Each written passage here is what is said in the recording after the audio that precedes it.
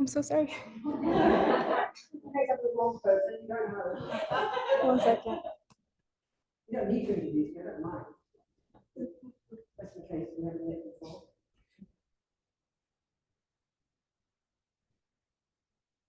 Hello everyone, my name is Sylvia, and for tonight's program we have Venerable Robina Courtin joining us. And this is part of our monthly Buddhist teachings, co-sponsored with the Shantideva Center. And tonight's program is called The Workshop is in the Mind. I'll read a little bio about Venerable Robina. Venerable Robina Courtin has worked full-time for Lama Thupten Geshe and Lama Zopa Rinpoche's organization, the Foundation for the Preservation of the Mahayana Tradition, since her ordination in the late 70s. Over the years, she has served as editorial director of Wisdom Publications, editor of Mandala Magazine, executive director of Liberation Prison Project, and as a guiding tour teacher of Buddhism.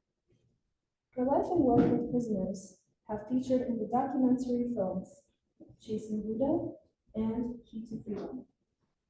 Venerable Robina is known for her straightforward and energetic teaching style, helping people discover the potential of their own minds with clear explanations about Tibetan Buddhism and how to apply it to their lives. Enjoy the program. Thank you, Dom. Thank you. Happy to be here. Always like to start with a little prayer, which is just thoughts, isn't it? It's just thoughts and words, and thoughts and words have meaning. And so, because according to the Buddhist view, everything we think would say produces who we become. This is the idea of karma, and it's helpful to have positive thoughts. And so we start off, the lamas would say, to stay down motivation. We might say, to stay down purpose. Why would we do it? So let's make it an altruistic purpose. Let's think we're going to listen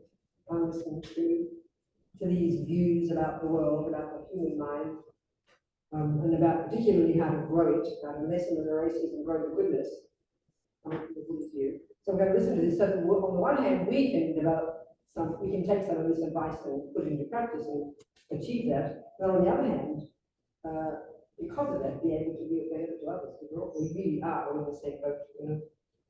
So thinking that way.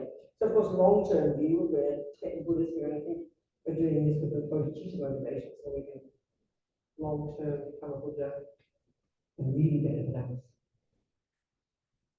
And the first two lines of this prayer express, for those of us who are Buddhists, it kind of reiterates our reliance on the Buddha.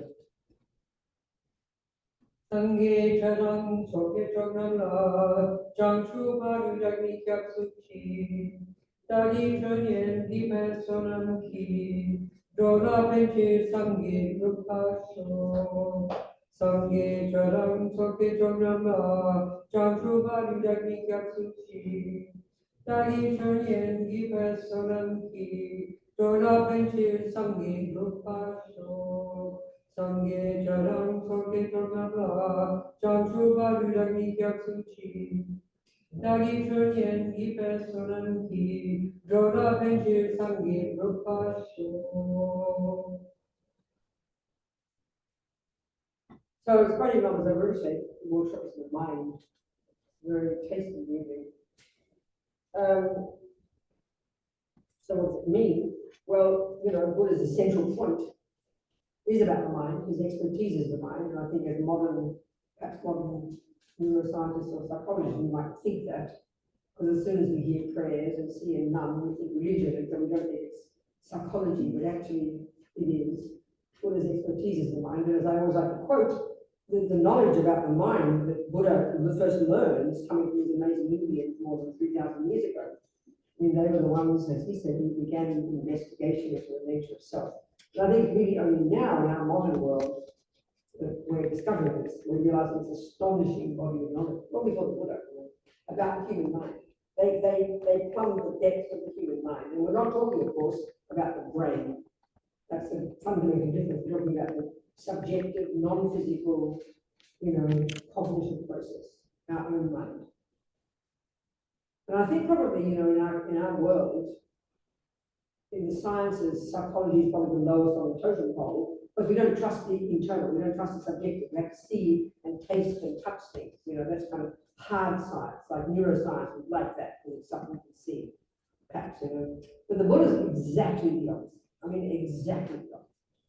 First of all, his view is, from his own observation, that the mind isn't physical. It doesn't mean the brain doesn't do a job, which is pretty shocking if you're a neuroscientist. I like to say, and it's not, you know, that the brain, the chemicals, the DNA, the body itself, the nervous system, everything in the body is a kind of physical indicators of what's going on in the mind. This is what it's approach. So learning to know our own mind is the job. And why would we want to do that? Well, it's indicated by this word, Buddha, the etymology of the word Buddha, so simple, so tasty. Tibet equivalent, same yin. The first element implies the total eradication, the complete total eradication from one's mind of all the stuff that we are so familiar with that we think is normal, you know, so normal it would be weird if we didn't have it. Ego, fears, dramas, anxiety, depression, attachment, anger, jealousy, low self-esteem, arrogance, all these qualities, whatever you want to call it, these we know we are immediately familiar. We know them intimately. Well, Buddha has found his own experience. He's not a creator. He didn't make it up. He's not speculating. It's not revelation. It's an experience. And all that stuff, and this is a crucial point, is not at the core of our being. So on the face of it, it is really quite shocking because I remember one person in a class who was really reasonable. She burst into laughter because it just sounds so absurd. And it's true. I mean, we give an equal status along with everything else in our mind, which is the good stuff, which is implied by the second syllable, da. That indicates that we can develop to perfection. That's pretty funny as well. The rest of our mind, the qualities, the virtues, the goodness, the wisdom, the clarity.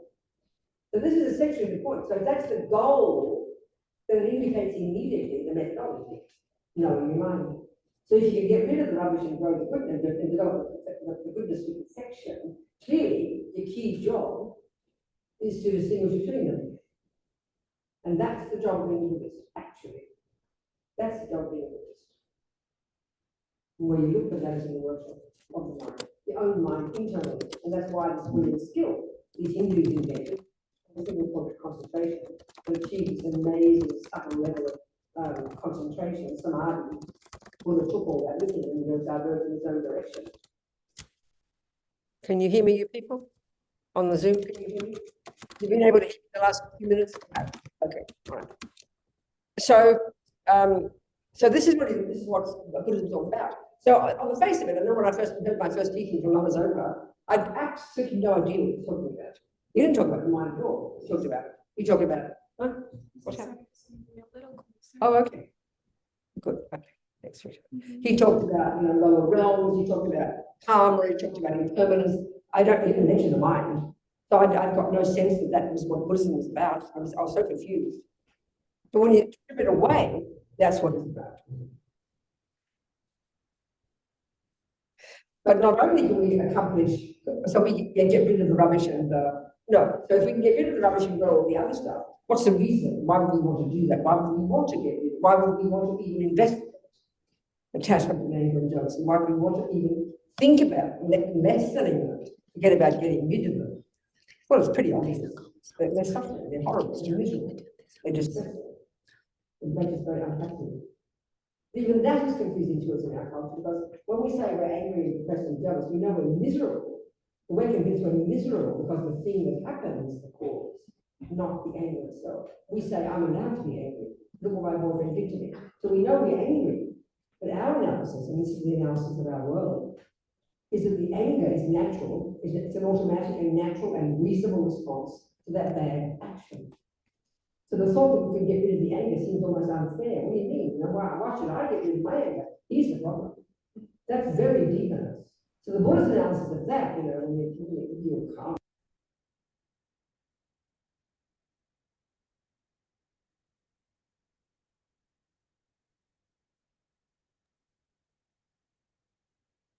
The Buddha's essential point there is it's easy. The words are easy, but to even want to do the job is already a good start. But then to actually be able to do it, it's astonishing to do. When you check the last time you've got something slightly wrong happened. You stub your toe, the light's red instead of green, the coffee's not the right flavour. Tiny baby events. Observe our automatic response. Annoyed, upset, frustrated. Automatic. So to think that we can think of lessening that and become observing it and make the decision to work with it, it's pretty intense. It doesn't arise in our mind automatically at all. Of course it doesn't. Why should I? It's natural, it's normal, it's reasonable.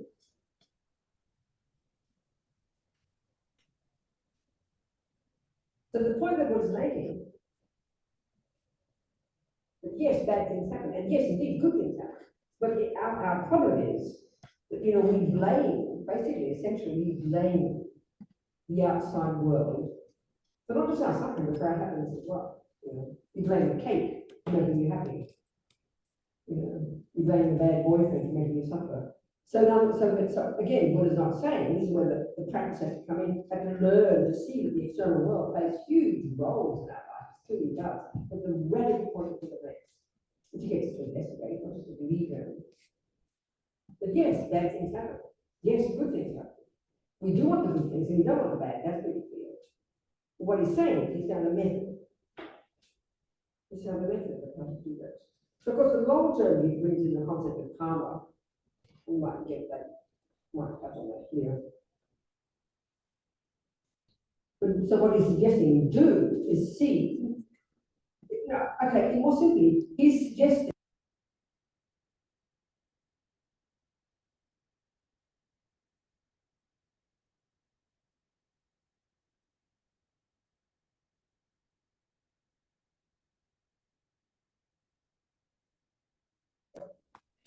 you can try to change the outside to make it what you want. You can try to make the bad thing go away. But then what do you become? This is important. There's a saying, something like, if you can change something, not a problem, it's not a moralistic issue, please change it. You can stop that boyfriend being mean, go ahead. If you make the light green when you want it, go ahead. If you can unstub the toe, great. But what if you can't?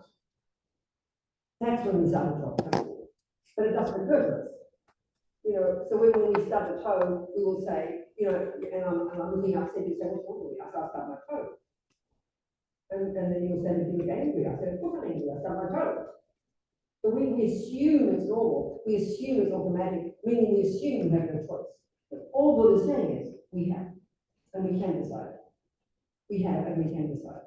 So it's not a moralistic issue. It's not as if it's good that you stub your toe because you can stay in anger. It's not as if the boyfriend's is good in punching you if you can learn not to be angry with him. No.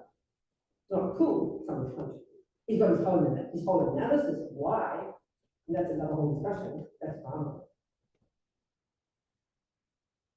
But at a very simple level, we say we have a choice. Now we can see, we know this. Many people talk this way. He doesn't own this. He just discovered it, and I suggest this is expertise, but extraordinary methods to really help us do this to a very subtle degree.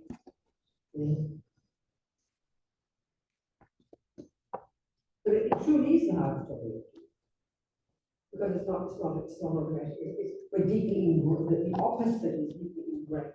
And of course, his view would be is deeply ingrained from the time we're born, when we become programmed with these tendencies from many, many lifetimes. It's deeply, deeply instinctive.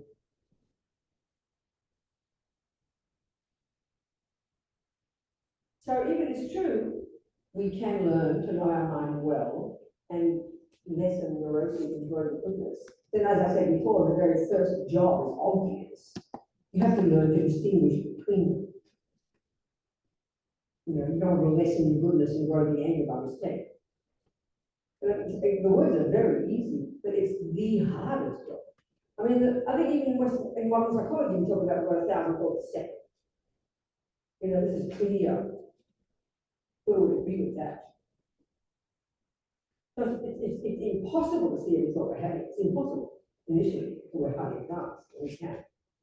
And then second, it seems like chaos. It seems like just naturally it seems to be chaos. There seems to be no logic in what arises.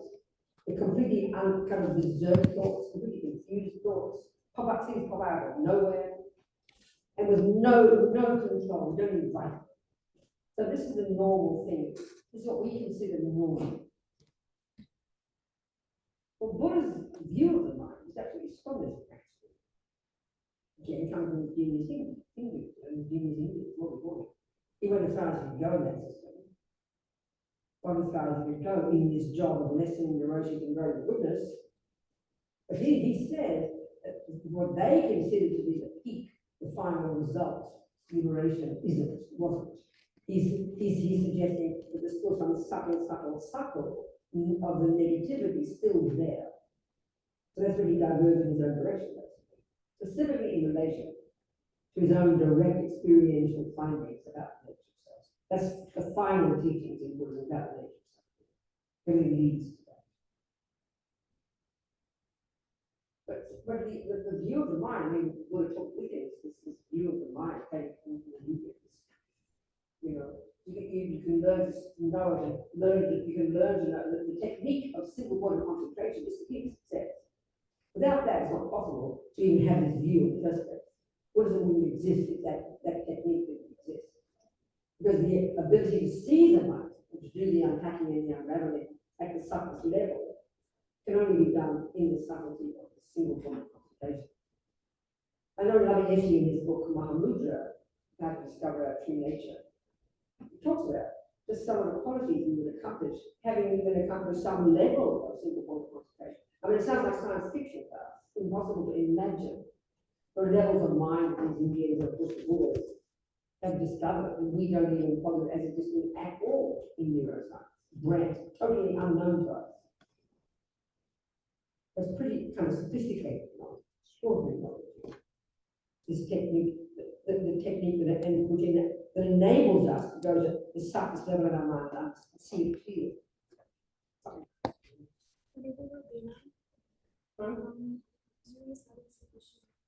I can't hear you. You can't hear me. Oh, it turned off for some reason. Can you hear me now?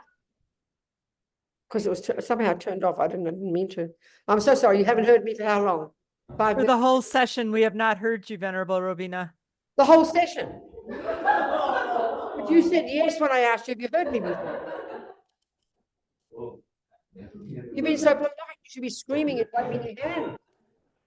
Try this mic actually. Hopefully, this is But better. are you hearing me now? They can hear me now. You can hear me now. I just We turned it can, off before. Okay. What happened to it? Why is it? What are you doing? Hello, can you guys hear me on Zoom with this microphone? No, they can't. Put it on, darling. So, okay, let's do These are on. Oh. Can you hear me? I'll do a summary. But some of you heard it 47 times. Come on. You don't need to. Huh? So Buddha's about the mind. He says we've got this phenomenal potential to get rid of the rubbish and grow the goodness. We need water concentration to be able to do it. The mind is mind-boggling, amazing, unbelievable, vast. And I mean, in Mahamudra, you even say, even some level of single point of concentration, he says the mind is like vast and radiant. And I mean, they mean these words literally, your experience of your mind, like more, as if you could count every atom in the universe, more brilliant than any computer. They mean words like this. And of course, this is not our experience in any shape or form, you know. So let's look at that, even just that alone. What is it? How is the mind? How does the way Buddhism describes them? So the level we live at are very gross in our humanity, you know, same as animals. Animals too. A very gross level of our capacity for cognition. That's what the mind is. So, you know, one level, we've got sensory consciousness and we've got mental consciousness. That's where the workshop is. Mental consciousness. That's all the thoughts and feelings and emotions and thousands of thoughts and unconscious and all the dramas and the fears and all our intelligence, all of that is in mind, all of that. But the thing is, this is all we know in our culture. It's all we know, that level of mind, because we haven't, you know, with respect, unless we've, you know, plugged into Indians or, you know, back from 3,000 years, been around 3,000 years. It's all been there for us. But somehow in our modern world, we go back to the Greeks. We kind of forgot the Indians. We go back to the Greeks all the time, don't we? Well, us white Christian Judaic people, isn't it? So now we're discovering the Indians because of the Dalai Lama really coming to the West and all this scholarship that's happening now and the discussions between the best brains in our culture and the Buddhists, you know. So this level of mind we live at is got sensory and mental. And then the mental consciousness is the one that we can learn to access at this subtler level, having cultivated this single pointed concentration, which we then able to, it's not just to bliss out, you know, and you would be blissed out, but it's not just the purpose. It's to get this mind to be super sharp and honed and clear and utterly brilliant and effortlessly capable then of unpacking and unraveling itself. So the level we live at, it's a tremendously difficult job. So we've got the sensory and the mental, and already this is really powerful to see the difference. This really indicates to us the Buddhist approach. So the sensory consciousness, which of course, as Lama Yeshe says, we make the body the boss, you know. We're totally driven, are we not, by our sensory experiences. I mean, we know that from the second we wake up until the second we go to sleep, the body totally dominates our lives, you know. From the second we wake up, immediately it's the sensory experiences that we notice first. Okay, maybe we hear the worried thoughts and things, but you know, you get out of bed and you stub your toe, the smallest event. It's cold, it's not comfortable, whatever. It's a sensory, it's vividly powerful for us. And because, of course, in our modern views of what a person is, as far as we're concerned, we are only the physical. We know we have thoughts and feelings, but they're physical. So the body, we're just this big lump of me kind of plodding around, you know. We don't make a distinction.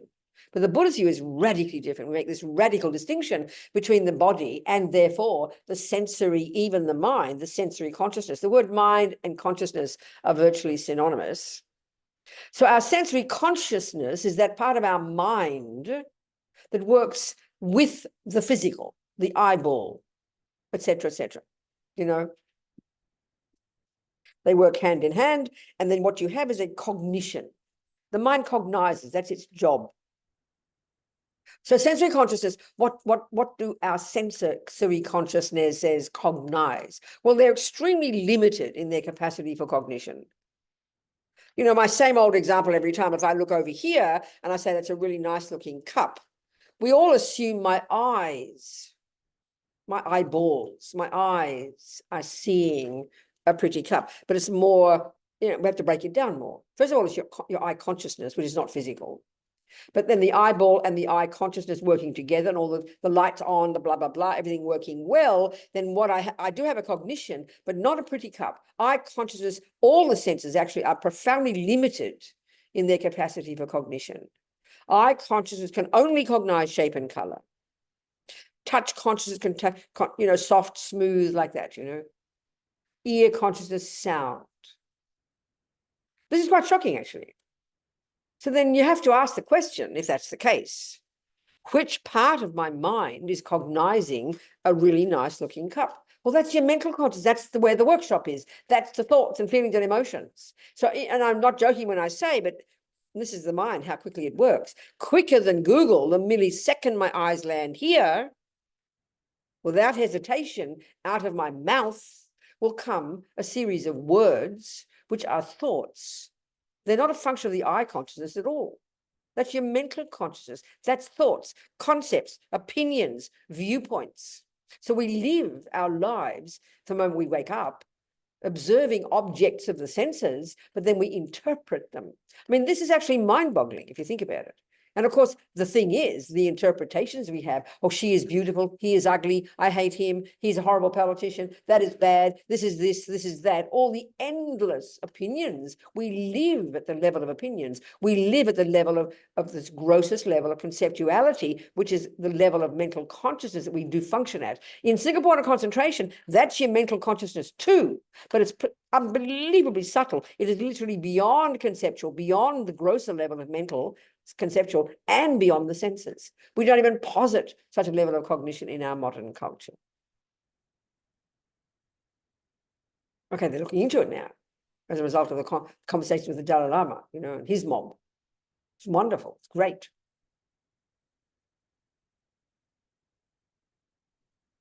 So sensory consciousness is profoundly limited, but they dominate our lives, do they not? You know, because we crave pleasing, pleasure, pleasant feelings in our senses. If our senses, I mean, we know that if the body's behaving reasonably well, we can then listen to what's happening in our head.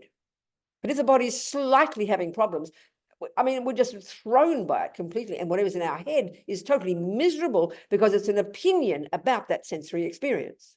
And it's a bad opinion. Of course, anger, depression, how dare it happen? This is wrong, shouldn't be this way.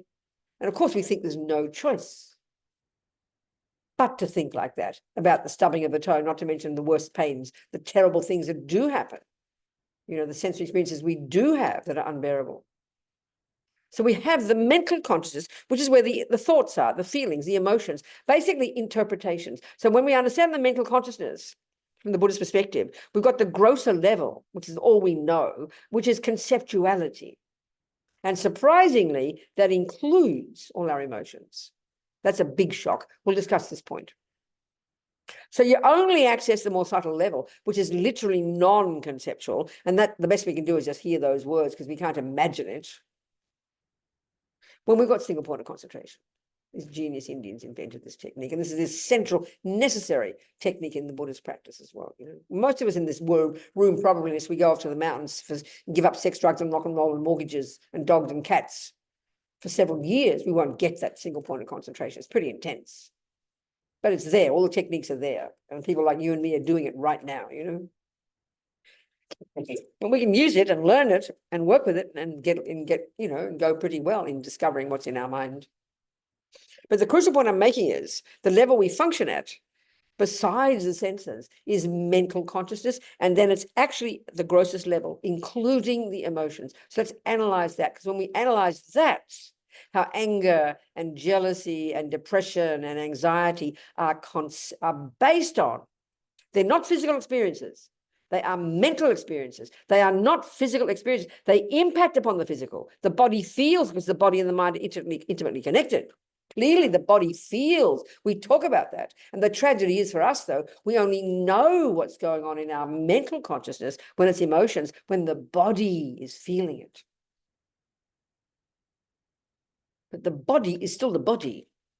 But the mind and the body, the mental and the physical, are so intimately connected. And then in the materialist model, of course, but in the Buddhist model too, I mean, the Tibetan medical system is based on this model, which is coming from the Vajrayana, where we have gross body and then we have subtle body. And we have very subtle body. There's this level of physicality, and then we have levels of mind connected to each level. And the way they talk about it in the Vajrayana, you know, the body in them, the world basically consists of two things.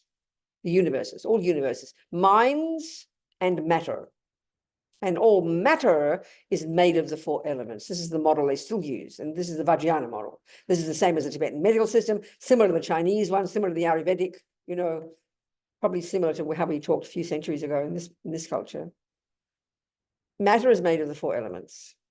And mind and the four has all, and all minds, all sentient beings, all minds have their own set of the four elements. So mind and the four elements, mind and the four elements, this is the gross level. There's a more subtle level and then a very subtle level. They're inextricably linked, inextricably linked, inextricably linked.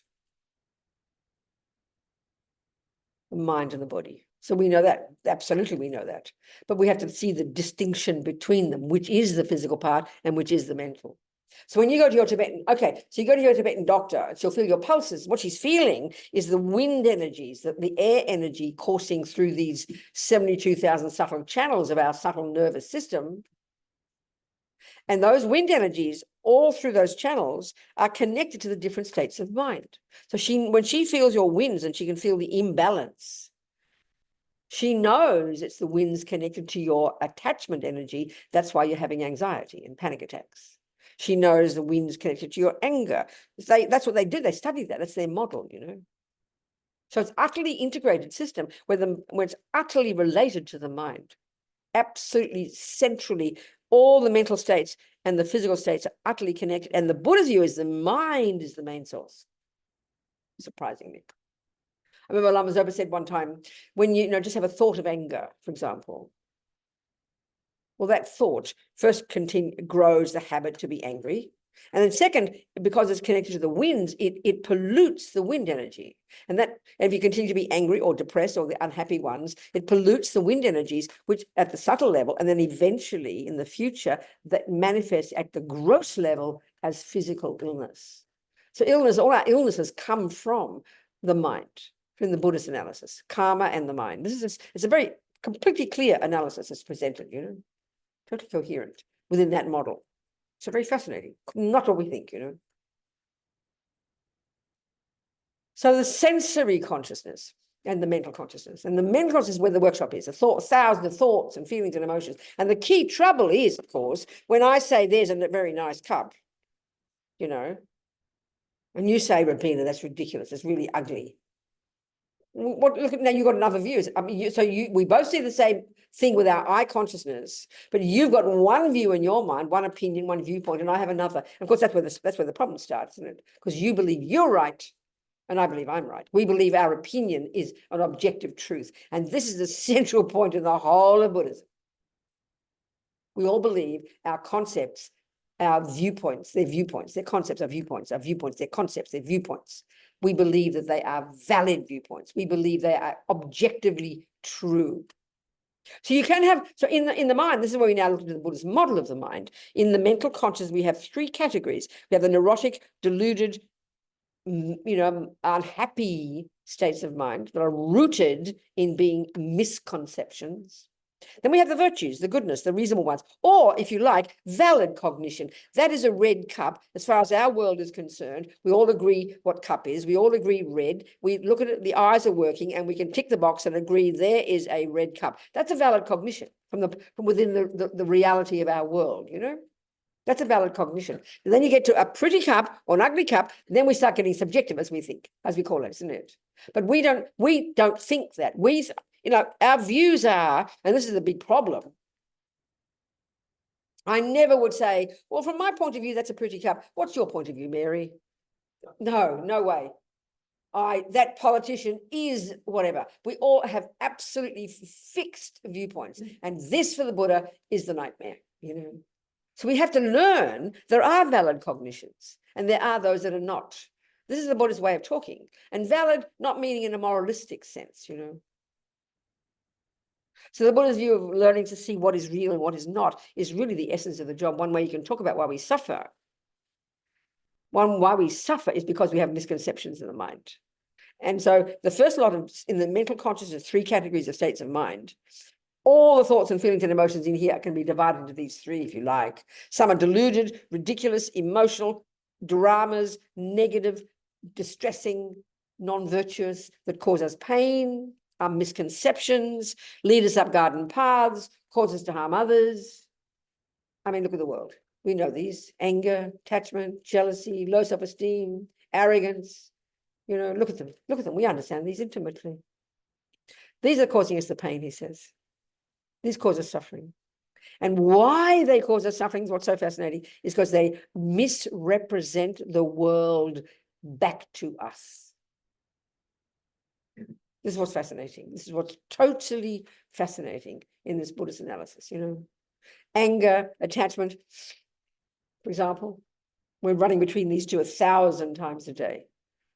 They talk about, Buddha talks always about 84,000 neurotic states of mind. They all subsume to these 3, the 3 poisons: ignorance, attachment, anger. They sound like cute words, but there's an intimate and a hierarchical relationship between these 3. And we can just understand these 3. We already have a good understanding of the human mind, our mind, and the dog's mind as well, and your husband's, and Mr. Trump's. Because attachment, effectively, for the 4 Noble Truths, Lord Buddha is telling us that that's effectively the main cause of suffering in day-to-day life. This is tremendous. It's very shocking. So that means we better get a clear understanding of the definition, because it's not how we use it, not the way we define the word attachment, not at all. So all these emotional states, these emotional afflictions, as they call them in Buddhist psychology, or delusions, neuroses, if you like, neurotic states of mind, painful states of mind, distressing states of mind. They have 2 main characteristics. They're distressing, and this other one, they're delusional, insofar as, I said, they're misconceptions, or they're rooted in in misconceptions and insofar as they misrepresent the world to us. And we can start to see that function of our attachment, anger, jealousy, low self-esteem, arrogance, then we are on track in understanding Buddhism and how to apply it. I promise. So the next category of states of mind are the valid ones, the reasonable ones, these, even the emotional ones too, love, compassion, kindness, empathy. Why are they valid? This is what's curious. It's not a moralistic statement. They're valid. A valid cognition in Buddhism is a thought, well, in this example, mental consciousness, a thought that has that is in sync with the object that it's cognizing. So we all agree in our world the definition of a cup. A cup is a flat bottom clay container, you know, the first part of the definition. And then we all look over here and see this shape and color, and then we would agree that fits the definition. Well, no, the second part of the definition is it holds your tea. So that's the definition of this flat bottom clay container that holds your tea. That's the definition of this thing. So we all agree that we sign off on that in our language, so then we all communicate. Please pass me the red cup. I won't, you know, give you the pink flower. That's how you communicate. Clear definitions, you know. So a valid cognition is when the thing fits the definition. Very simple. So that's when it gets difficult, isn't it? A pretty cup. How do you define that? Well, you still can, in a sense, you know, have Mrs. World competitions and the best cake competitions. You can have that, or the most handsome competition, or people's most handsomest man on the year or something, whatever. You can have a series of rules you can kind of agree with, you know, but even then people are not going to agree. So you can see you can based on certain agreements. That's why it's called conventional. By convention, that's called a cup, you know. But our trouble is we don't think it's as conventional. We think it's absolute. That is a pretty cup, we'll say. And then we'll have, you know, we won't have any argument. That's the problem. We go too far in our opinions. Okay, to say it's a red cup, you can say that's valid, and it's not a misconception. If you say it's a blue cup, that is a misconception. Okay, who cares really? But, you know, it's a trouble. If you want the red cup and I think it's blue, you're going to accuse me of being stupid, you know? So it's helpful to communicate and have communication, meaning agree on definitions. Think of it that way. But when we start to get into these emotional ones, that's where the problem is. But the tragedy is, if I'm angry, you know, with you, means I'm seeing you through the lenses of my anger. And the key function of all the neuroses is they exaggerate. They're conceptions that exaggerate, that embellish certain qualities of the object, person, cup, event, whatever it might be. That, I think we can see this. When there's attachment is effectively the one that runs the show. This emotional hunger, this dissatisfaction, this kind of neediness for something, something's always missing. Exaggerating, distorting, exaggerates the deliciousness of something. And then you hanker after it. And then convinced that when you get it, it'll give you happiness, give you pleasant feelings. So attachment exaggerates the deliciousness of something. And aversion, which is the response when attachment doesn't get what it wants, which is 1,000 times a day, starting with the stub toe, exaggerates the ugliness of something. So these two, simple as they sound, attachment and aversion, they are primordially deep inside us. And we can begin to identify them. We go between them 1,000 times a day. But our tragedy is we only notice them when they're strong and the body is shaking. You know, way too late for the Buddha.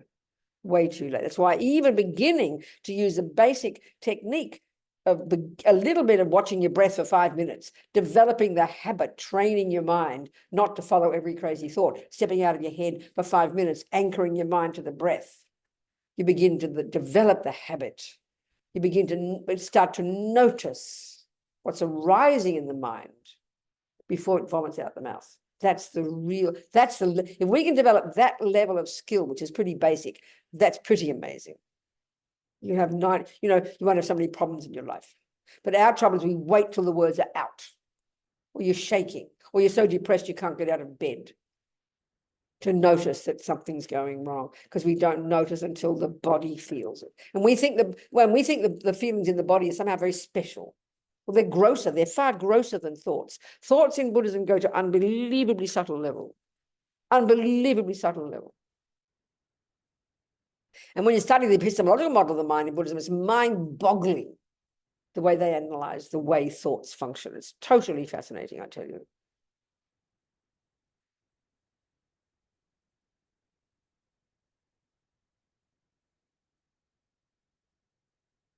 So the only way we're going to start to want to look into our minds and to do anything about it is because we see the benefit to oneself. This is not holy. This has nothing to do with compassion yet. This is the first stages of practice. And if you like, we'd call it compassion for yourself. But it sounds to us like so punitive. Oh, I'm not allowed to be angry. Oh, I shouldn't be attached. Oh, I've got to give up this and give up that. It sounds like awful, you know. We hear it so wrongly. We hear it as somebody bossing us around, which is how we used to think about religion. And reasonable enough, because I mean, the religions we have all talk about a creator, and Buddha is not a creator. He doesn't assert a creator. We don't need creating, he says. We do fine making our own mess. And luckily can make our own goodness, you know. So we've got to learn to be our own therapist. Another way of talking about the mind is loving as she puts it. And realize that you are the beneficiary. First and foremost, we are the beneficiary. First and foremost, this first stages of practice, we are the beneficiary. We have to see that. When we see that, when we see the benefit, then we will want to do it. But as my mother used to say, you're your own worst enemy, because we love to hate ourselves. We start looking at our negative mind. We get so obsessed. All we do is see the negative. We never see any positive. We're pointing it out to ourselves. I'm getting worse. I'm so hopeless. I mean, this is the irony of ego. You know, we're so addicted to the misery. It's awful. So we've got to see it in a very intelligent way. We've got to see this job of working on our mind, identifying our delusions in the framework of our marvelous potential. You know, and again, to see the benefit for oneself. We are the beneficiaries of it. Then, of course, your friends and your mother and your next door neighbors will be happy as well, if you're a nicer person to live with. But the first level of practice is for our own benefit. And I think in our culture, we miss that. It sounds kind of like self-centered. It sounds selfish, you know. Oh, it's all about compassion. No, compassion comes later. It's more advanced. So the difficult job, of course, given that we've got these thousands of thoughts all mixed up together like a big soup, you first got to learn the definition of these states of mind. And Buddhist psychology is very precise. It's very clear. You don't have to agree on it. You can prefer Jung's if you like. It's up to you. If you're buying into Buddhist model, you learn his definitions, you know, and you identify them. So the key distinction between the positive and the negative ones are they don't feel bad. It's a pretty easy way to say it. They feel good. When you're loving and kind, you feel good. When somebody's loving and kind to you, it feels good. When someone's mean to you, it feels horrible. When you're attached and jealous, you feel horrible. So even a simplest level like that, you know. So we have to learn to distinguish, and this is the part that's difficult, because the thoughts are all there, like 1,000 thoughts a second, like I said, all jumbled up, you know, mixed together like a big soup, probably like a pureed soup. Practically impossible to see the difference. So love and attachment, just those two, simple. The difference is utterly crystal clear, but not when we're having them. Theoretically, yes, they're completely separate states, totally different states of mind. As we say in Australia, they're like chalk and cheese. Which doesn't say much about our cheese, is it? It looks the same, but they're utterly different, you know. So attachment is all the negative ones, all the neurotic ones, they're all I-based. They're all coming from this unhappy feeling of a separate, lonely, bereft I. And they're the main voices of that unhappy I, you know. So attachment is emotional, this neediness, this dissatisfaction. Its most primordial level is dissatisfaction. Somehow I'm just not enough. I don't have enough. When it's really serious, and this is our culture, I am not enough. We know that one. It's a deep gut feeling. You don't ever check it. You don't ever question it. It seems utterly true. I am not enough. I don't have enough. So naturally, if you don't feel you've got enough, you hanker after something that's missing, which is when you open your eyes, there it all is, the outside world. this delicious outside world. So we spend our lives all day searching for the things that we, through the senses, that we think contact with them will bring me happy feelings, and try to avoid the ugly things. We know this is how you define our lives. People, in terms of the food we eat, the people we spend, the places we go, the sounds we like to hear, the objects of the five senses dominate our lives. And the first need of them, for us we're concerned, is they have to have a pleasant, have to trigger a pleasant feeling in us when we have contact with them. That's the first level. Now, the fact is this sensory, this alone, before we even get into the mental, the sensory one is really the level that mainly Buddha talks about at the very first level of practice. So attachment, which is mental, is this emotional hunger that feels I'm missing something, and so hankers after something out there, which would be the objects of the senses, first and foremost, you know. Now let's look at the sensory, and this is the tragedy of the sensory consciousness. When Buddha talks about how, you know, you don't get happiness, doesn't come from external, happiness doesn't come from getting things. It sounds punitive. It sounds mean. I'm not even allowed to have a chocolate cake, you know. What does he mean? We have to see that it actually is it's technically very clear. He's right in what he's saying. The way they talk about it is the samsaric happiness.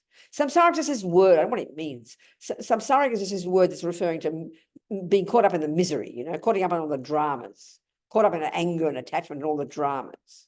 So the happiness, the happy feelings. Okay, before we go, I've got to talk about what happy feelings are.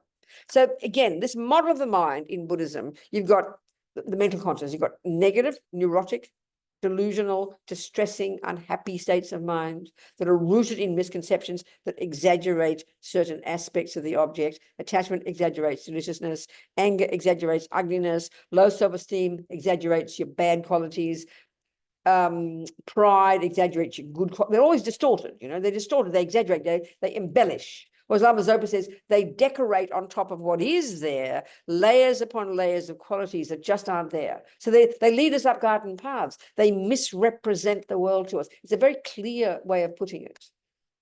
So that's the mental consciousness. Okay, we're talking about the mental consciousness, and we're talking about the neurotic ones. There's that lot. So then we have this attachment, which is dissatisfaction. Something's missing, so I'm looking for something, so I grab onto the cake, I grab onto the coffee, whatever it might be. Some simple example, okay? So there's two things going on. There's the mental consciousness, which is attachment, which is miserable, mental. Then it thinks the object of the senses will do the job of stopping the misery. So we've got negative states of mind. Then we have the next lot, the positive, the valid, reasonable ones: love, compassion, kindness, satisfaction, joy. No, not joy, satisfaction, whatever. The third lot, this is curious. I call these the mechanical parts of our mind. They're the parts of our mind that cause us to function properly. You know, the ability to remember what you're doing from moment to moment, concentration, discrimination between red and pink and coffee and tea. These are all working overtime. So, but the point is, these are neither virtuous nor non-virtuous. They are, as Lama Zopa says, thieves need good memories. Thieves need mindfulness, which is the ability to remember what you're doing moment by moment. It's not in its nature a virtue. Concentration. A sniper needs very good concentration. So these are the third lot. Now, in that category, oddly enough, but I have to talk about it, there's one called feeling. This is massively important in Buddhist psychology. It's one of what they call always present states of mind. It's in one of the five aggregates that Buddha gave a teaching about. It plays a huge role. And what it's referring to is simply there are only three kinds of feeling: pleasant, unpleasant, or neutral. Well, please forget the neutral, okay? Who cares about them? We've got pleasant feelings. Another word for that is happy feelings. Very happy, ecstatic, rapture, ecstasy. I mean, you know, who has? But a whole spectrum of whatever we call pleasant feelings. That's neither negative, it's not attachment, it's not positive, it's not virtuous, it's just bare bones the function of being an existing person. And we all crave the happy feelings, and we all desperately don't want the unhappy feelings. So there's happy feelings, unhappy feelings, and neutral. So what is happiness? And when we say happiness, because first of all, because we're so believing that attachment, when it gets the cake, we know it does trigger a happy feeling. No question, it does. And Buddha agrees. But his simple point is this, and this is the point I'm getting to. His simple point is this, and this is scientific, not moralistic. His simple point is, it does trigger pleasure. Pleasure is another word, pleasure, pleasant feeling, happy feeling, joy. All those words are synonymous. They're in the third category, neither virtue nor non-virtue. And that pleasure, that pleasant feeling, that joyful feeling is true. Cake does trigger it. But because attachment, you see, is running the show, this frantic, poor, miserable little me in there, desperately, frantically trying to get happy feelings, wants happy feelings, and of course wants them to last. And is convinced the cake will do it. So you put the first mouthful in, and it's so delicious. It is true, pleasure does come. But what happens? Attachment, that second, right next to pleasant feeling, as tongue meets the cake, attachment says, sorry, Robina, it's not enough. Do another piece, please. I'm not satisfied. Do we not know that? So before you know it, you've eaten the fourth piece and you want to vomit. We know this. So what happened to the pleasure? It went down the toilet and turned into displeasure. And so, as they all say, pleasure, happiness that comes from cakes and doesn't last. And it sounds so mean of Buddha to tell us that, but it's scientific truth. But the trouble is, we're so addicted. Attachment is so hungry for pleasant feelings. And the quickest way to get them is at the bloody cake or the boy or the this or the that. But we don't notice. As my mother would tell me when I was trying to get happiness from food, the more you get, the more you want. So attachment is a bottomless pit of dissatisfaction, and no matter what it gets, it will never, ever, ever, ever be satisfied. And that's the killer about attachment. That's the absolute nightmare of attachment. It can't be satisfied. And then you keep trying. It's not as if you just can't be, you have to, it's not as if you eat the 4,000 pizza cake still waiting. No, it also changes into suffering. A stuffed stomach. We know that. This is not meant to be moralistic. We hear it as moralistic, like we're not supposed to have pleasure, you know. But Buddha says, you know what, honey child, I have found a method. And he's not kidding, but they don't tell us it like this. You have to work it out for yourself. He's found a method to get happy feelings that don't change into suffering ones. But it's mental. That's the point. It's mental happiness. And that's what's difficult.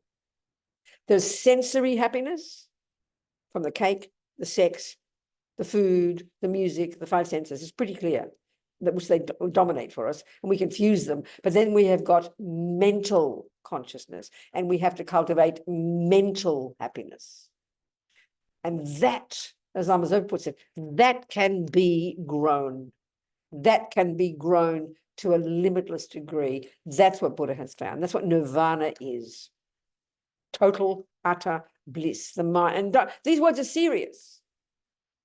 Buddha has found that the mental consciousness can be rid of the neuroses and developed to perfection in virtue and goodness. And the bonus is bliss. That's why Lama Yeshe says when you even get some semblance of single point of concentration, when the beginning stages of it, they describe it in terms of 9 stages of cultivation. So the beginning stages, like 3rd and 4th level, already it's still, the bliss is incredible. The pleasure, the joy in the mind is incredible, but it's mainly sensory. But then as it gets more deep, it's only mental. So what we are trying to cultivate, when Buddha talks about happiness, he's talking about mental happiness, which comes from developing virtuous thoughts. That's Buddha's method for getting happy. And then ridding the mind of the neurotic thoughts. Because neurotic thoughts trigger pain, mental suffering. And the positive thoughts develop slowly, not overnight, mental happiness. That's the distinction. Are we communicating here? This is a bit of the analysis, you know. So now ask me some questions. I've been chatting away for quite a while. Where's the clock? Is there a clock? What's the time, darling? Okay, good. So talk to me. I've been talking for a whole hour. Ask me some questions. Go, Eileen. Go, sweetheart. Yes, thank you, Robina. Good. Good. Speak up. So I just wanted to ask then, everyone has a different reaction and opinion to things, right? So some people like this, the other person doesn't. So am I understanding that all of our opinions and our conceptual thoughts are coming from our own mental continuum because they're habitual, or they are, it's been going on for a lot of different lifetimes? I mean, Well, I mean, think about it. Yeah, whatever we tend to go towards and say we like, it's fairly evident that, you know, okay, the Buddhist perspective is it's because you've done it before, you know. right. And whatever, if you angry easily, it's because you've done it before. If you know, like, you know, brought up in Australia, even just in this life, I mean, Australians love our Vegemite. Americans taste this black, disgusting stuff and want to vomit, you know, but Australians just love our Vegemites. So even in this life, we can develop certain habits. And so, I mean, that's what culture is, isn't it? That's what culture is, isn't it? So with familiarity, Tibetans like their butter tea, you know, we like this, and you understand my point. So that's pretty. Yes.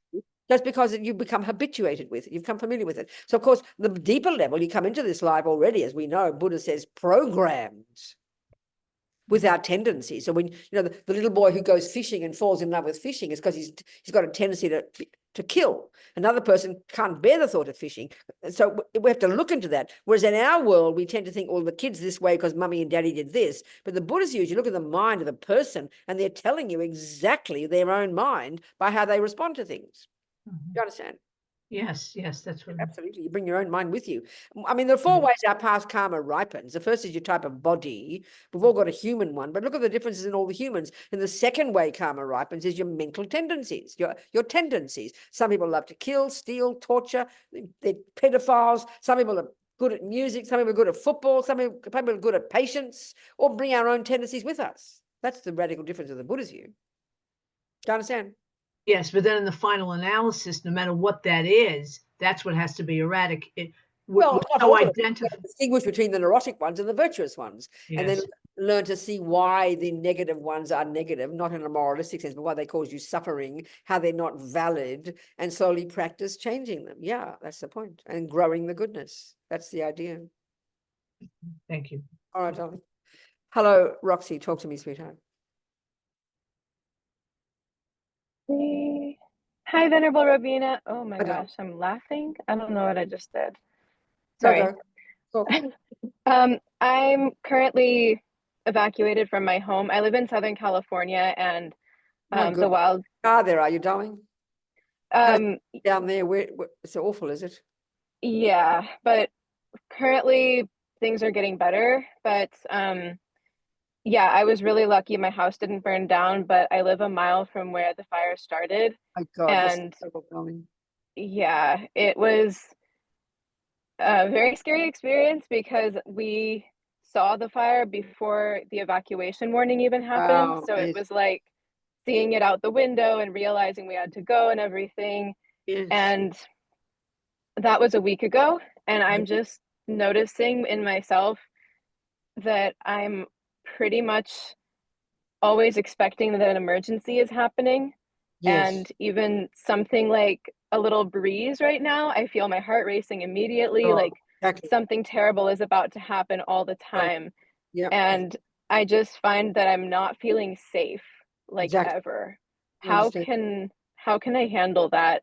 I understand, sweetheart. I mean, it's sort of completely reasonable, but on the other hand, we can see that I mean, your situation is pretty intense because, I mean, and everyone around is experiencing it. And this is part of you could say it's part of our problem, that because something happened once, we start to learn the habit of assuming it's going to happen again and again. And of course, I mean, it's hard to, okay, that's certainly true, isn't it? And we can see that some people are much more anxious than others. You could argue, you could say that, couldn't you? So that you have to just, darling girl, I mean, it's pretty intense what you're working through. You have to find a way. I mean, in the most practical sense, you've got to find a way where you can be as safe as you can. I mean, in the end, okay, I'm going around in circles here. We can see that some people can't even walk out, forget fires, can't walk out on the street. Think about there could be a rapist there, can't walk down. Fear, we call it fears of the dark, fears of rapists, fear of this, fear of that. We can see that some people, we have this hugely, and we can't even live our lives properly. So we've got to, and we would tend to say in our culture, well, that's reasonable to have those fears because you might get raped. But I mean, it doesn't happen every time. So we can see that, so the Buddha's analysis, this is a function of attachment, wanting everything to be lovely. And then because the habit now for you is unlovely happens, you've now gone to the other extreme of panicking and thinking the bad is going to happen all the time. It's all very fine to give an analysis, but if you can use this a little bit, you just have to try and keep yourself as safe as you can, be as secure as you can, get the best support that you can. I mean, do your best, but then still notice your mind and try to do your best to be strong and brave. I mean, what else can I say, darling girl? You understand? I mean, I think you understand me or not. Are you doing the best you can? Have you got good support? Yeah. And part of it is we're not going home yet. Like, I'm really, really fortunate we have a home, but it's not actually safe to live there right now. There's no power or gas. How long are they making you stay away? I mean, We don't know. Like, we actually got the notice like yesterday that we could start going back, but it's not actually safe to live in our house. We have to get it assessed and things. And I've noticed my dad has been kind of rushing, like wanting to go back, and I have so much fear about that. Well, I think this is the one, and whatever situation it is, when we have fear, I mean, this is the analysis, Rock, so you do what you like with it. Fear of what might happen is part of what anxiety is, and anxiety is based on this attachment that always is hungry and neediness for everything to be lovely. So anxiety gets out of control when it's constantly imagining the bad things that could happen. I mean, you can see that it's just not, in the end, it's easy to say it, but you can just see it's not helpful. It doesn't, you can't make any wise decisions. So you just have to do your best, sweetheart. I mean, all I can say in this situation is do your best. Do you try to do a bit of practice every day, or you're just trying to be, also being helpful to others is helpful. You try to help others because that can get you out of yourself, isn't it? Are you doing that? I'm sure you are. Yeah. Where do you live, sweetheart? What part of LA? I live right next to Eaton Canyon. It's Pasadena, like Altadena. And all so a lot of my community all your is neighbors, gone all now. your neighbors have lost their houses, or a whole bunch of you are okay? My immediate neighborhood was okay, but that's kind of another thing. It's like, I mean, who knows the karma, but I don't know why it was my karma to keep my house, and so many people that I know and love have lost that's another theirs. whole discussion. Okay, I mean, basically the view of karma, no one's doing it to us. No one's punishing. There's no one doling out badness and goodness to anybody, which is somehow why we always seem to feeling like guilt or something if you don't. Anyway, karma is whatever anybody experiences, whatever it is, that's what we've created. It's just a simple principle. So it's not a question of why did it. So why did something happen to me and not someone else? Is because you created the cause. So whether it's good or bad. So clearly, I mean, that's the simple view. You've got to think about that if karma makes sense to you. There's no sort of injustice about it. There's no one running the show, deciding. It's not law. There's no one doing it to us. Do you understand? You've got to see it as a very natural law. Do you understand? Do you understand, darling? To start going there, why does it not happen to me? I mean, don't go there. That's not helpful. It's not helpful at all. Be grateful and then help people who are suffering. That's what else can we do, sweetheart? Right. Well done, Roxy. Good, darling. Thank you so much. Thank you. Good, darling. Yes. Who is that? Where's that voice coming from? Hi, yes. Back to mental happiness.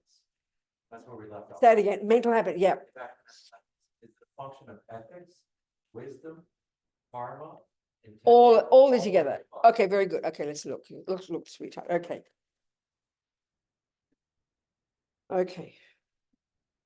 I mean, it was brilliant about the pink iPad will not make you happy.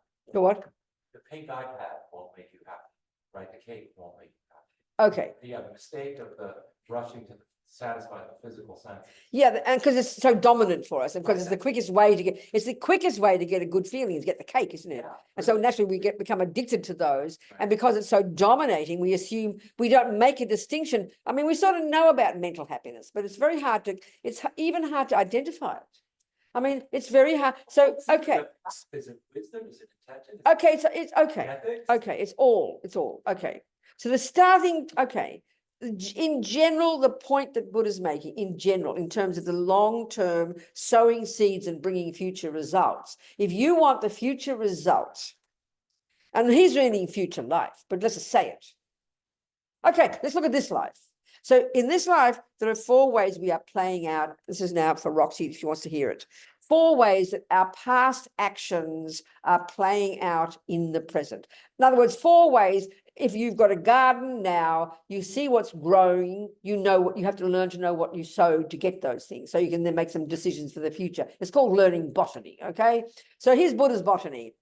If we, first of all, one type of way karma ripens is a type of rebirth we've got. Well, you're not the mouse, you're not a mosquito, you're a human. So the Buddha would say, just getting a human body is like pretty amazing. And that's the fruit of a lot of the habit, the accumulation of positive non-harming habits, non-killing and so on, especially non-killing. So the time of your past death, a few weeks before you found your way to your mummy's fallopian tube, a strong tendency of yours, probably practiced in the context of keeping vows of non-killing, was triggered, which already before you even stopped breathing, programmed your mind to go to your present future mother's womb. Second, at the same time, the second way that your karmic tendencies ripen, a bunch of them, because we've got billions, is all the seeds, all the tendency, all the karmic seeds that have produced your mental states, the kind of mind you've got, whether you love jumping on little boys, whether you like to kill, whether you're good at football, whether you're good at generosity, whether you're good at virtue, all your mental tendencies, they all triggered before you even left the previous life. Hitler's or Mother Teresa's, you come along with a bunch of tendencies, right? They're all your habits. So those ones, and the second way your karma is ripening in this life from the time you're conceived. The third one is all your experiences really at the hands of others. We're very social beings. So since you're born, you've bumped into people who've liked you and have been mean to you. Basically, it's two categories, isn't it? Right, 2 categories of karma. People are nice to you and people are mean to you. Right. Right. Well, that's the third way your karma is playing out. And all of those are the fruit of your past actions. Your body is the fruit of your past actions. Your tendencies are the fruit of your past actions. How you're seen and treated by others. People believe you. People give you things. People are mean to you. Whatever it might be. That's called experiences similar to the cause. So whatever they are, and the fruit of the main cause of those, your past actions. The fourth one, and this is fires, is environmental karma. The way the physical world impacts upon you. You know, it can be the food can be very pleasing to you. You can be very fat and healthy. Well, what? The fires weren't your fault. If you're standing next to a volcano and the volcano blows up, it's not your karma. It's just you're in the wrong place. No. Everything is karma. What are you talking about? The physical world, every tiny thing that happens, Right. The Buddha says the law of karma is a natural law that runs the universe. There can be nothing that happens to any living being that living being didn't cause. That would be a bizarre idea. That's like saying you can have a rose grow where there's no seed. So I don't mean to change this topic. We're trying to get What, darling? Causes for mental. What, sweetheart? The causes for mental happiness. I'm getting there. I know. Well, then let me get there. Okay, so there are 4 ways your past actions are ripening in this life. So now we can see, isn't it, that in those 4, for some people's lives, in all 4 ways, it's really a lot of suffering. First of all, they've got a human body, but look at the fourth. Okay, killing karma, for example, would be if you've got a human body, which is non-killing, but you've got a tendency to kill. That's bad enough because that's past habit. You get killed or die young. That's the fruit of past killing. The experience, and the third one, the environmental result of killing, is the physical world. You're sick. Your body's weak. The food is bad. The water's polluted. The air's terrible. that's the fruit of your past killing. If you, the opposite, if you've got non-killing karma in all those four, you have a healthy body, no thought to kill, you won't get killed, you won't die young, and you won't, and the in physical environment won't harm you. I mean, every tiny, and they especially in the Vajrayana teachings, it's described in great detail, this intimate relation between mind and the four elements. So Lama Zopa says, for example, as I said, further on to the thought I said before, there's just anger in your mind, a thought. It develops the habit to be angry unless you change it. Second, it immediately pollutes the wind energies connected to it, which is subtle, but then eventually that manifests as gross sickness in the gross body, and even long-term eventually manifests externally, and you'll be reborn in a disgusting environment. So minds create the entire universe in the long term, eons and eons and eons. I mean, it's a pretty outrageous view. We think there's a boss out there running the show, you know, no such thing. And it's not random either. Do you understand? Yes. So losing, I mean, you know, people, you know, any suffering we have. So suffering, so okay, the causes of why any of those four results are called suffering is from having killed, lied, stolen, harmed others, which are based on what? Attachment, anger, jealousy. So actions of mind and body and speech that are so-called negative or non-virtuous will ripen in the future as suffering rebirth, suffering tendency, suffering experiences, and suffering environment. It's sort of like a fairly, not a complicated concept, but just we've got to posit the possibility of rebirth and reincarnation. And no one's running it. No one's running it, Roxy. No one chose Roxy to have no, I'm going to protect Roxy and not give her a fire. No one, you know, there's no one, we're so used to thinking that someone's running the show and it's punishment and reward. That does not exist in Buddhism. It's a natural, everything's natural law. So happiness, happy feelings, happy experiences come from virtuous actions.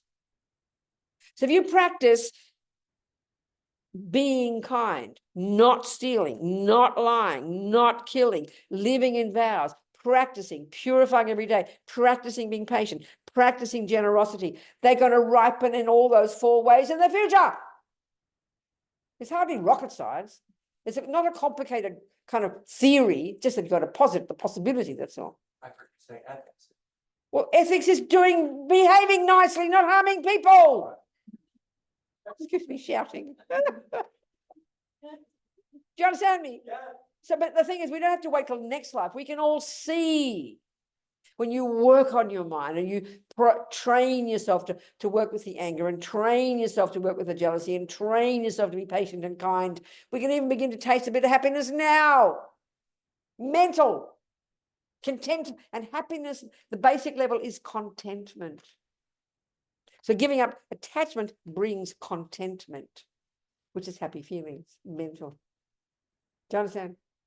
Okay, the man back there. Yes, sweetheart. Or lady, I cannot tell the difference anywhere anymore in the world. So I'll just cancel all the genders and just say person. Good, darling. Do you have any advice for people whose karmas constantly shift with their practice? Like, I don't get that point. Say it a bit more clearly for me. Like, do you have any advice for people whose karma constantly shift with their practice? Like half the year, they're really devoted and they want to be a bodhisattva, and then the other half of the year, oh, thanks. Go on, it's important for the people to hear. Oh, so you mean the mind is up and down like a yo-yo, basically? With practice. Only with practice? Surely it's in every part of their life. I mean, that's because that's the extreme of attachment. Gets carried away, gets all excited, and then okay, attachment and get all excited and enthusiastic, and then you start doing the things, and then it collapses, and you become, and then can't be bothered, give it up. I mean, that's just called attachment and aversion. I think, you know, when we're all excited and all perky and happy, we'll do things, and then you get into a funk. And that's kind of sort of like up and down like a yo-yo, really. But that's attachment and aversion. We go between these two 1,000 times a day, all of us. So steadying these two in our lives, it's really the practice we need to do, so we can be stable in the discipline in everything we do. We can see this, you know. Are you communicating? I guess, like, what advice do you A have? bit closer to the mic, sweetheart, Oh, what advice do you have for this when- person. Yeah, Well, I mean, if it's you talking about another person and you wanting to help them, is that the scenario? no, it's me. Oh, it's yeah. I just like to be vague in case other people Oh, feel similarly, but I'm just Well, I thought it saying- might have been that, but I didn't want to say. Sweetheart, listen, darling, no, listen, please sit down and relax and join the club, baby. You are like all of us, up and down like yo-yos. We mean well, and we do. So I think so this is the thing about opinions. What we all tend to do, you're right probably in what you're saying about yourself, but I think you're also undermining yourself, and you probably are doing better than you think. And I truly say that not just to pat you on the back and make you feel better. I really, really do. We are our own worst enemies. You do your best. You are trying to do your best. You get down, you fall down a bit, and so basically pick yourself up and just keep moving and don't give up. That's really the key to success. But try to remember to praise yourself for your good qualities. And I can't stress this enough. And we just don't do it. We are all doing better than we think we are. There's no question. So basically, can I ask you some questions? You got some vows, right? You're living in your vows? I haven't taken vows yet. no. You haven't? No. Well, that would a good start, would help. It would help. But you don't go around killing people? No. You don't jump on little boys and girls? You don't, I'm serious. Do you steal? No, Do you kill? No. Do you be mean to people and shout at people and abuse people? no. but I- Well, honey child, this alone, please hear me. Look at the world. So you are practicing virtue. You are doing your best. You're not harming others. God almighty, girl, or boy, or whoever you are. I know. Do you understand me? But I think if you are trying hard to practice, it's good to strengthen it with vows. That'll help you commit. Thank you. You want to discuss it, you can email me. We can talk about it. Get my email address. Thank you. Okay, darling. Somebody else. Yes, go, sweetheart. Up here, the microphone up here. The microphone here, yeah. Good, darling. Talk to me. Robina, it's always such a great privilege to hear you. Thank you. Oh, sweetheart, good. I wanted to ask you about the suffering that comes from expecting that change won't happen. Change won't happen. Won't happen. And I wonder if that is, from what I understand, that is a large cause of suffering, the expectation that change won't happen. Oh, you mean change in yourself, change in the situation? Change in the situation, change. In your life. At the moment, when I, like everybody have seen the fires in California, and everybody's so shocked, and it is shocking at one level, but I'm thinking one way, from what I understand, is that if we have an understanding that change will happen in this lifetime. I don't understand what you so mean. Shocked. But what do you mean by change won't happen? Just that, a fire out of the blue, or. So what do you mean by change won't happen though? What do you want Well, instead? I'm just wondering if that is what you're calling a misconception, that in our life, we're just always so surprised when something changes, when, the attachment to the status So quo, the question attachment- is, darling, what's the So question? Is it correct that that's a large cause of our suffering? Is it? Which one? What's the cause of the suffering? That we expect that. What it seems to me what you're saying is, do we suffer because we don't like bad things happening? That's what you're saying. Yeah. Well, then, change. So- No, you're suffering because you don't like bad things happening. Well, again, join the universe. That's called aversion. And aversion is what happens when attachment doesn't get. You see, attachment is the junkie in us that only wants everything to be lovely. And why we suffer is because that doesn't happen every time. That's the answer to why we suffer. We suffer because we have attachment. Because aversion, upset, disappointed, angry, fearful, anxious are the response when attachment doesn't get what it wants. So we're all junkies that only can cope with everything being nice. This is the suffering that poor Roxy's having. I mean, it's not being cruel. I mean, the suffering around her is unbearable. Because, I mean, in other words, Roxy, it's interesting to, or you to point too. Let's just say, you know, one of your neighbors is a bodhisattva, meaning genuinely gone beyond delusions, you understand? Then they would still be in the fire and they'd still be sad, but effectively their mind would be as stable and strong and they wouldn't be suffering, they wouldn't be anxious, and they wouldn't walk around like a saint, but they would be they wouldn't be disturbed. Do you understand what I'm saying, Roxy? So the degree to which we're all got attachment and aversion is the degree to which we suffer when bad things happen. I mean, it's a cruel way of putting it, but this is the one. And so then knowing this, then as you're saying, and half the suffering as well, Roxy, is because when we've got attachment to things like our home, everyone's got attachment to their home. Nobody wants to expect a fire to come. So when it does come, it's devastating because one, because we don't want it to happen, but two, because we don't believe it will happen. We absolutely believe because it's pleasing today, the house will be, because the house is here today, we totally believe the house is permanent and it will be here tomorrow. And this is all the more reason why we suffer so badly. Do you see what I'm saying, Roxy? I mean, all this is just deep in our bones. We don't analyze them, you know? So it's really helpful to, when things do happen, to sort of do this analysis. Meanwhile, but I mean, Roxy, you're in survival mode right now, sweetheart. So just do your best, you know. But the reason we suffer, Buddha says, in other words, if you were a bodhisattva, meaning a person who has gone beyond all this junk, has developed their virtue to unbelievable degrees of clarity and bliss and their wisdom, then you could argue, and this is weird for us in our culture, we don't believe such a person should exist. We think they're weird. They literally would not suffer. I mean, this is where we think, okay, think of someone like the Dalai Lama. I think it's a great example. Everybody can see, on the one hand, the unbelievable suffering. Since he's 16, he's now 90 practically, isn't he? 90 this year. Since he's 16, he's been in charge of that country. He's been like the mother and father for those Tibetan people. Now, since he's come out of the country, he's like a person around the world doing everything he can, never stopping, making the world a better place. He hasn't stopped all those years. 74 years? It's unbelievable. But everybody also can see, even though he tries to act like a normal person and says he gets angry, he's not fooling anybody, you know? You can tell. You really can see he's a stable, happy, funny person. So we go, oh, that's just the Dalai Lama. No, he's the proof of the pudding. Can we say that in America? He's the proof of the pudding. He's the proof that this stuff we're talking about here is possible, which I find quite appealing.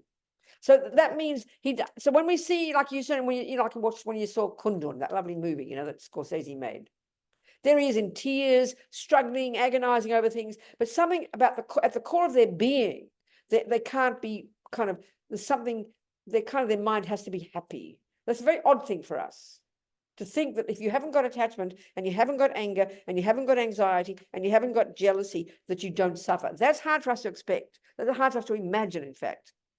And another whole aspect, like Roxy can have compassion for her friends and her neighbors who've lost their homes. And then so maybe, and this is where if it's so difficult, we think we suffer because we have a compassion for people, but compassion can't make you suffer.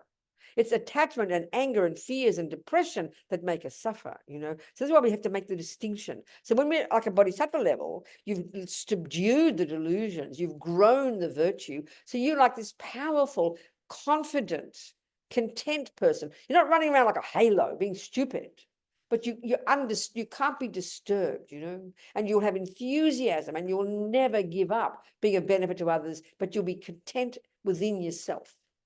I think in our culture, we can't think that's possible, you know. Do you understand what I'm saying, people? Yeah. I'm looking forward to that. Thank you. You understand? What else, people?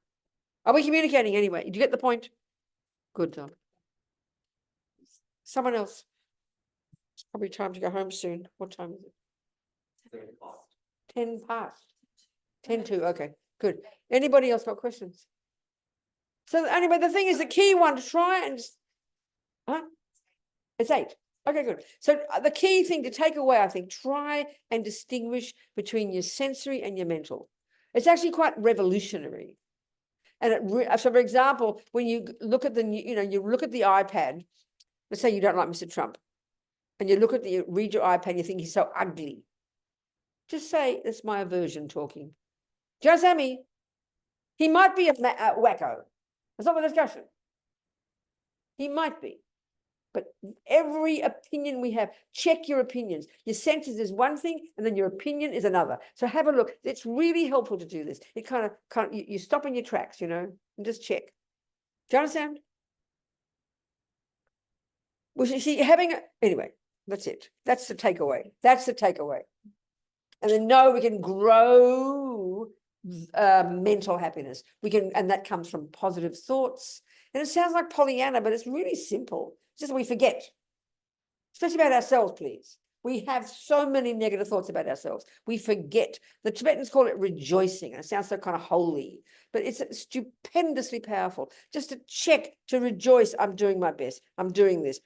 Or rejoice, really, in your past virtue, such that you're not living on the street going completely berserk, or with all your houses burning down and everything else. You've got something that's, so be delighted in that. And then know that things change. Blah, blah, blah. That's enough. But distinguish between your sensory and your mental. It's a pretty good practice. Okay, people? On Zoom? Good night. I'm leaving. Jang chob sem chog, rinpoche ma ke panam ke yuchig, ke panyam pa me pa yang gong ne gong du, pa ba shog. That's it. Never give up. Okay, people.